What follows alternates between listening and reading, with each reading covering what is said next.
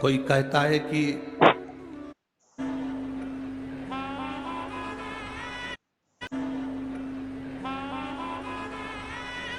शिव की आराधना किसको कहते हैं?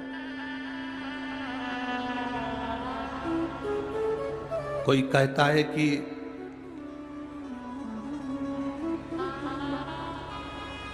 क्यों भटक रहे हो, क्यों जा रहे हो यहां वहां।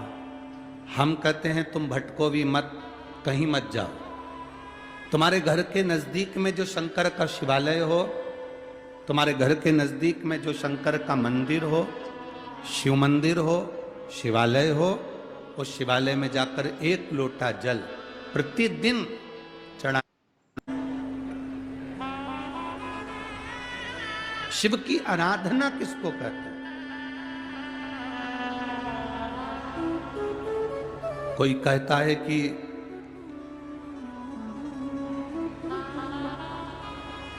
क्यों भटक रहे हो, क्यों जा रहे हो यहां वहां। हम कहते हैं तुम भटको भी मत, कहीं मत जाओ।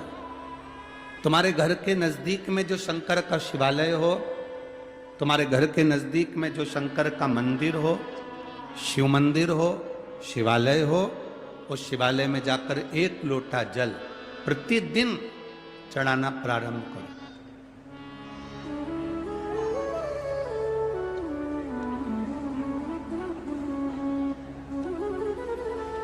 जो प्रतिदिन भगवान शंकर के मंदिर में एक लोटा जल समर्पित करता है, उसका हाथ महादेव पकड़ लेता है, फिर ऐसे ही नहीं छोड़ता, उसको मंजिल तक पहुंचाकर छोड़ता है।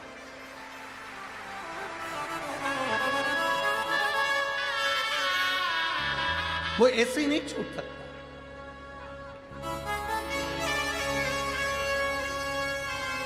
आपने अगर उस पर भरोसा करा है, हाँ, थोड़ा कष्ट हो सकता है, थोड़ी तकलीफें आ सकती है, थोड़ा दुख आ सकता है। जिंदगी में थोड़े थोड़े तकलीफें हर मनुष्य के जीवन में आती है। कोई संत, कोई साधु, कोई गुरु, कोई ब्राह्मण, कोई बहुत बहुत बड़ा महाराज भी अगर तुमको कह दे कि उसकी जिंदगी में दुख नहीं है, तो समझ लेना कि झूठ बोल रहा है।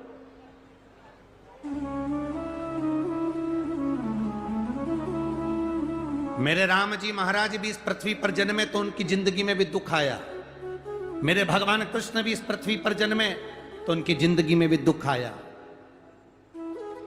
माता जानकी भी इस पृथ्वी पर प्रगटी तो उनकी जिंदगी में भी दुख आया। राधा रानी भी इस पृथ्वी पर प्रगटी तो उनकी जिंदगी में भी दुख आया। संसार में अगर जन्म लिया है, मृत्यु लोक में अगर तुम पैदा हुए हो, पृथ्वी पर अगर तुम आए हो, तो तुम्हारी जिंदगी में दुख ये नहीं कि नहीं आएगा। हमारे पूर्व के कर्म के अनुसार हमारी जिंदगी में दुख, हमारी जिंदगी में तकलीफें आती है, पर वो दुख मिटेगा कैसे?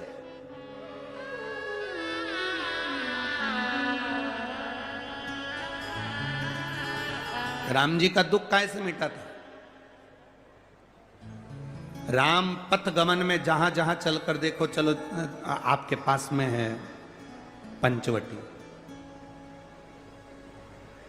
आपके पास में नासिक लगा हुआ है, पंचवटी लगी हुई। ये कथा 19 तारीख को पूर्ण हो जाएगी। 21 तारीख को नासिक में माता गोदावरी के तट पर पंचवटी में 5 दिवसीय कार्तिक महीने में कथा लोगों को श्रवण करने के लिए भक्तों को मिल जाएगी। आपके नजदीक में लगी है पंचवटी, चलो जाओ। जितने राम जी महाराज अयोध्या से लंका तक गए, उसके बीच में जितने राम जी के मंदिर नहीं है, उससे अधिक शंकर जी के मंदिर हैं। उसका कारण केवल एक है, राम जी जहां रुकते थे वहां शंकर भगवान के शिवलिंग की स्थापना करते थे, पूजन करते थे, और वहां से फिर आगे बढ़ते थे, फिर आगे बढ़ते थे, फिर आगे बढ़ते थे। बिना शंकर की आराधना के, बिना शंकर भगवान को एक लोटा जल चढ़ाए बिना मेरे राम जी महाराज आगे बढ़ते ही नहीं थे। भगवान कृष्ण के जीवन का चरित्र उठाकर देखो।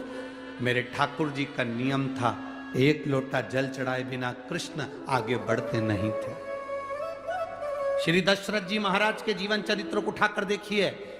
सूर्य नारायण भगवान को जल और शंकर भगवान को जल चढ़ाए बिना दशरथ जी महाराज आगे बढ़ते नहीं थे। श्री जनक जी महाराज के चरित्र को उठाकर देखिए, एक लोटा जल चढ़ाए बिना जनक जी महाराज अपनी सभा में नहीं जाते थे।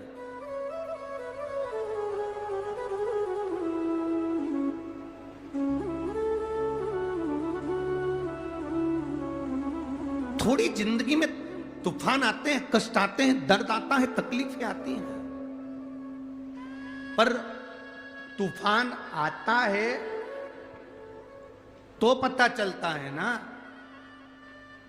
कि मजबूती कितनी है। अभी पता चला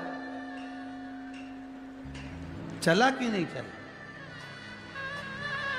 अरे बोलो तो जम के, पता चला ना कि मजबूती कितनी है। ये हवा चलती है, तूफान आता है, तब पता चलता है मजबूती कितनी है। उसी तरह दूसरे धर्म के लोग तुम्हें डिगाने के लिए आगे बढ़ते हैं, पर तुम्हारे भीतर का सनातन धर्म दिखा देता है कि मजबूती कितनी।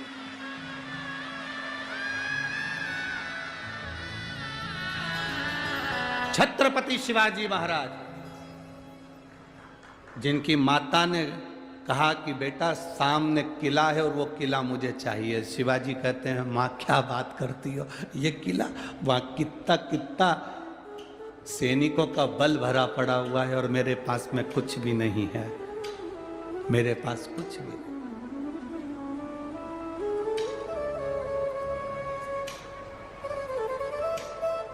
जीजाबाई के शब्द जब श्रवण किए,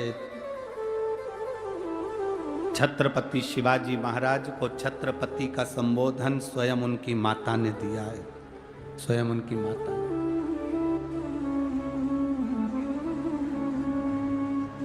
कह दिया जीजाबाई, सामने जो किला है वो मेरा है, तुझे मालूम है?